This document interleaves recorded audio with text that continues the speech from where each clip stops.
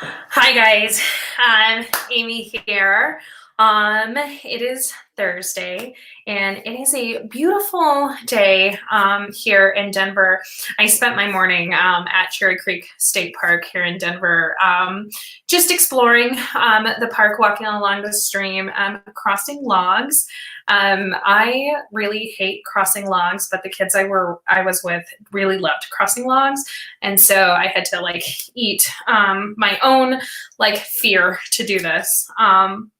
So I'm here today to really talk about learning from home.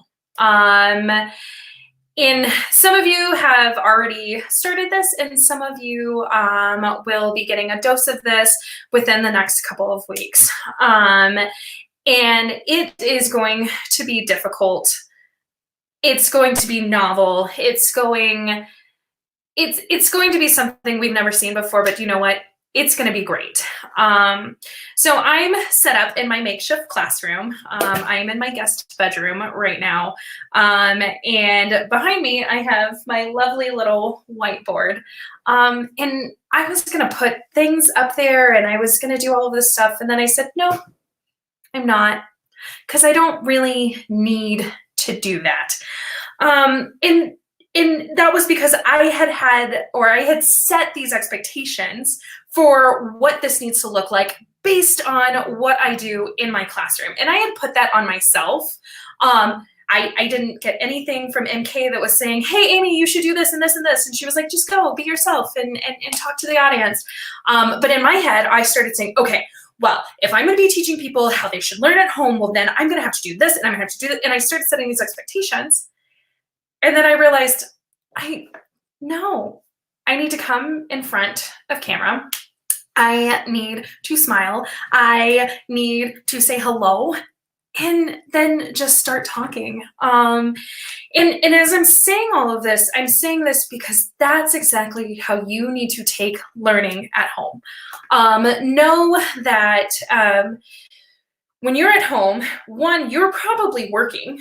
But two, you've got kiddos who are in an environment where the only thing they've ever known at home was home is for rest, home is for play, home is for eating, and it's not for school. So we've got to kind of do a mind shift change with our kiddos to start thinking about what learning from home looks like. And the best thing I'm going to tell you to do is to think about what you want it to look like and then communicate that. Okay, guys, when I am on the computer answering emails, I want you reading. And then just keep that. You know, when we are eating lunch, our electronics are away. And we're setting those expectations. We're setting what we want to learn at home look like. Going back to what I said, that we're in my makeshift classroom, I created a space that I didn't have originally to start learning from home. I actually brought home my desktop from school. I have my dot cam. I'm right here. And I have a whiteboard and I've got some other stuff over here and so I've set up a space that I know that when I'm in this space, that's when I'm teaching. That's when I'm learning. I try not to do it at the kitchen table because for me, the kitchen table is where I eat. It is where I socialize. And I don't want to infringe upon those things because at the end of the day, this is temporary. It might be till summer that I'm doing this. It might be until April 20th that I'm doing. We don't know, but it's temporary. And so I'm going to set up a temporary space so that when I come into this temporary space, I know that this is what I am learning. This is what I'm doing. And I know it can be nerve-wracking as a parent to be like, oh my gosh, my kid's teacher sent home this and this and this and this and this. I can tell you, as a teacher, I scaled back, not expectations. I mean, I'm still going to expect my students to write complete sentences and use academic vocabulary and use evidence from the text and gather data and do all of these things. But where I would normally cram and not cram, that's the wrong word, but like cram 83 minutes of science instruction, I'm now only going to do 40 minutes. Because what I had to remember is that there's a lot going on. I am one woman in a 2-bedroom apartment by herself. The only distraction I have is myself. And so I had to think, like, as I, began designing lessons, like, how can I get science knowledge to my kiddos, but knowing that they're in a new environment, they may or may not have positive peer role models, and they might be sharing devices. Like, I don't know what it's going to look like for every single one of my students. And so, like, I had to take a step back. I know that my students are going to be fine. I actually conferenced with a couple of them earlier today, and I started crying, and I was like, I miss you guys so much. But it was just so great to like get on camera with them, and I popped into another teacher's chat, and when I popped in, they were like, Miss Trujillo! Like they were so excited, and it was so great. And I'm knowing that, like, as I'm doing all of this, that like I'm doing my best, they're doing their best, and you're doing your best. This is not going to be perfect. This is not going to be exemplar. And you know what? That's okay. Like, honestly, we are in an okay place. I keep thinking about why we're in an okay place, and it's because of the advent of technology. My school district actually like gave us phone numbers, their Google Voice numbers. They set all of us up with that. So like my students can text me, but like I already had one set up, so my students already could text me. And we're in email, and we've got these video chats, and we've got all of these things for us. So know that if you just sit down with your child and you read with them, or you have them read next to you in the space that you've created with that definition of what success looks like, and it's small, guys. It's not like you're going to finish every assignment, you're going to have perfect spelling, it's small. You're going to sit down and you're going to work for 20 minutes. Cool. One of my favorite things to do in my classroom is brain breaks. Like, I'm telling you this as a classroom teacher, who's done this for 12 years. I put a lot of stock into brain breaks. We do about 10 to 20 minutes, sometimes 30, but really no more than 20 minutes of work. And then we take a 2 to 3 minute brain break. My students dance on the tables, we sing, we just kind of get up, we move, we change seats, and there's always only about 20 minutes of work. And think about your work. Like, if you are in your office, are you working for 8 hours straight? No, you're not. And we can't expect that for our kiddos either. And I'm telling you this, like, and I'm having this recorded, that if all of the work doesn't get done, that's okay.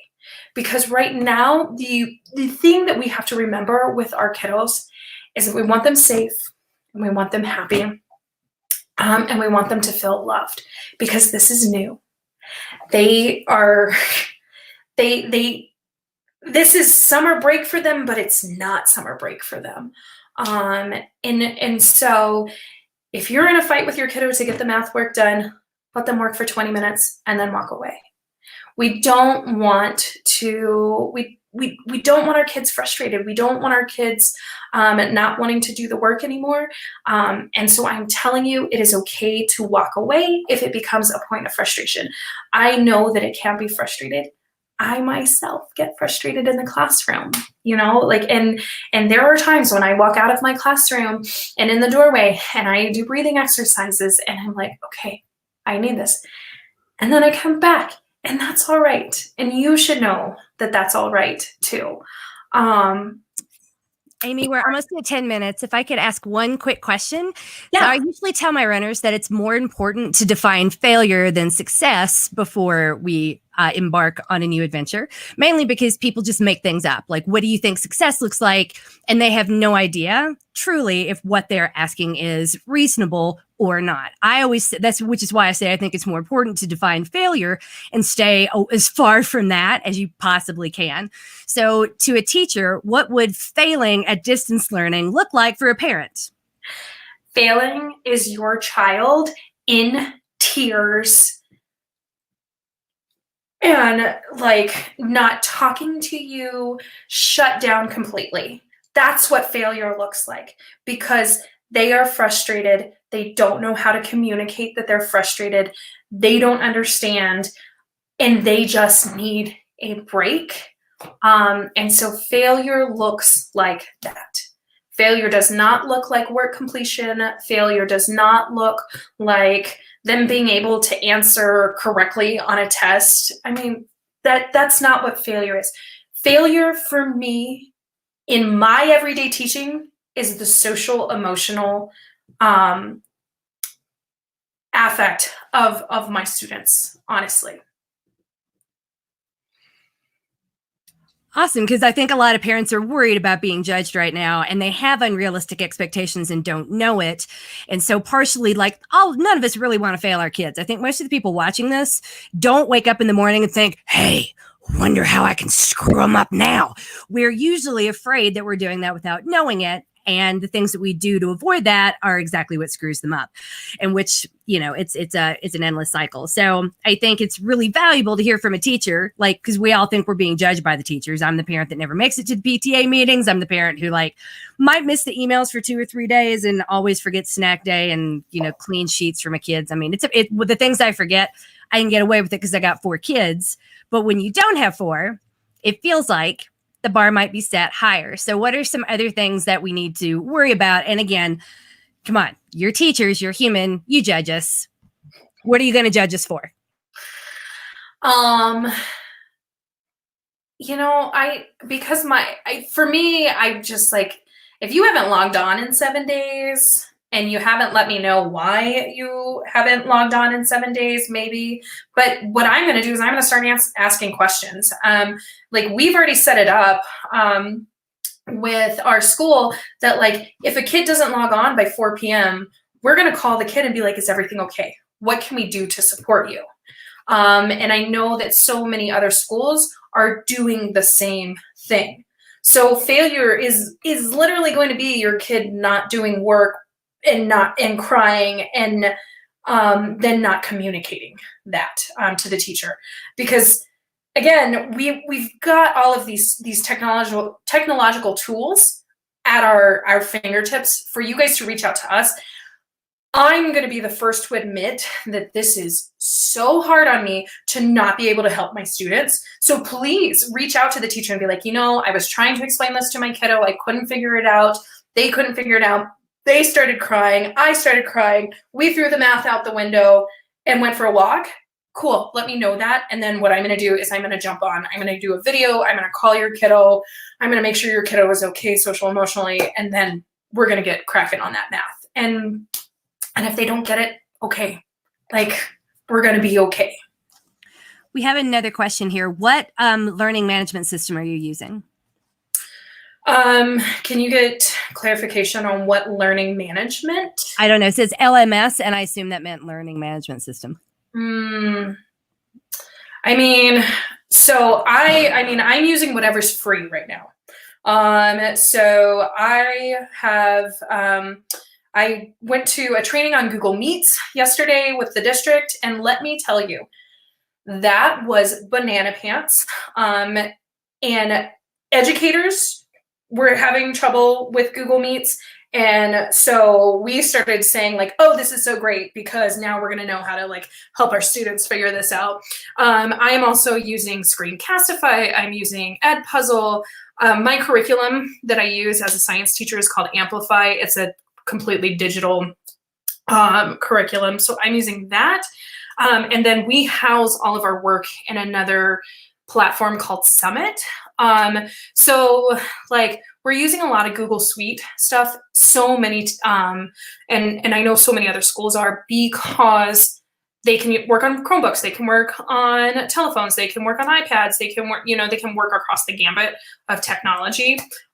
So that's what I'm using. And, as work comes in, I'm looking over it, I'm sending an email to the kiddos and being like, hey, this looks great. Or, hey, can you give me this? And just kind of going from there. Awesome. This was amazing. Thank you so much, Amy. We look forward to next week. If anyone has questions, this is amazing, Amy Trujillo. I'm sure I butchered your last name, but I'm not. It feels wronger to imitate what I think it might sound like in Spanish and get it wrong. So we're just gonna go through Trujillo. Amy, amazing Amy, and she is our teacher resident sponsored athlete for the fitness protection program, and she's going to be showing up every Wednesday to remind us that we are coached and loved, and especially in those moments when we don't believe it, that we are in fact winning at distance learning. See you next week. If you have questions, do email them to mk@fitnessprotection.com. I will get them to Amy. Yeah, awesome. Okay, see you guys.